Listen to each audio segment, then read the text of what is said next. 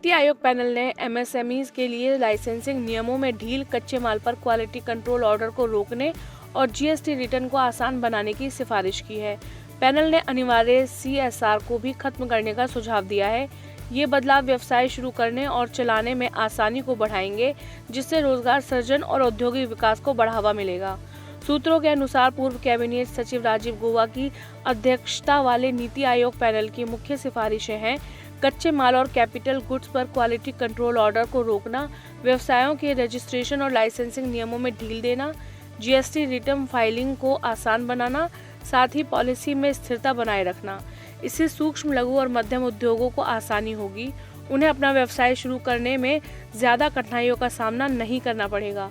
नीति आयोग के मौजूदा सदस्य गौबा की अध्यक्षता वाला पैनल अगस्त में बनाया गया था।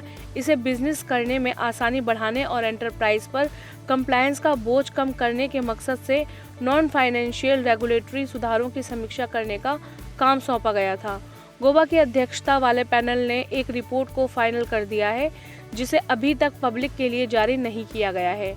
खबरों की माने तो इसमें कई रेगुलेटरी फ्रेमवर्क में बड़े बदलाव का प्रस्ताव दिया गया है और रिपोर्ट दिसंबर के आखिर तक पब्लिक के लिए जारी की जा सकती है। एक अधिकारी ने कहा, अभी तक रिपोर्ट संबंधित मंत्रालयों के साथ शेयर की गई है।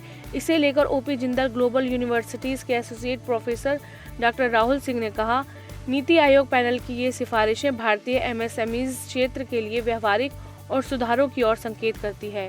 गुणवत्ता नियंत्रण आदेशों में और ढील तथा एमएसएमईज के लिए अनिवार्य कॉर्पोरेट सोशल रिस्पॉन्सिबिलिटी को समाप्त करने का प्रस्ताव अनुपालन लागत और प्रशासनिक दबाव को कम करेगा। इससे छोटे और मध्यम उद्योग अपने मुख्य व्यवसाय, नवाचार और उत्पादकता पर अधिक ध्यान दे सकेंगे। ये कदम रोजगार सृजन, प्रतिस्पर्धात्मकता और औद्योगिक विकास को गति देगा। हालांकि गुणवत्ता और सामाजिक दायित्व के दीर्घकालिक लक्ष्यों से संतुलन बनाए रखना भी उतना ही आवश्यक है। सूत्रों का कहना है कि एमएसएमईज का कंप्लायंस का बोझ है।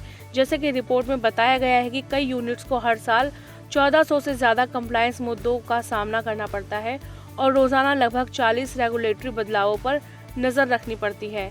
रिपोर्ट में एमएसएमईज के लिए अनिवार्य सीएसआर की जरूरत को खत्म करने, जीएसटी रिटर्न फाइलिंग को आसान बनाने और छोटी कंपनी की परिभाषा के लिए थ्रेशहोल्ड को 100 करोड़ रुपए से ज्यादा करने का सुझाव दिया गया है। रिपोर्ट में छोटी फर्मों के लिए अनिवार्य बोर्ड मीटिंग और ऑडिट का बोझ कम करने, जीएसटी पेमेंट पर देरी लगने वाले पेनल्टी इंटरेस्ट को 18% से घटाकर 12% करने और नए बिजनेस रजिस्ट्रेशन के लिए डॉक्यूमेंटेशन कम करने की भी सिफारिश की गई है। नीति आयोग पैनल की रिपोर्ट के अनुसार लाइसेंसिंग और कंप्लायंस की आवश्यकताएं अब जोखिम के अनुपात में ग्रेडेड होंगी।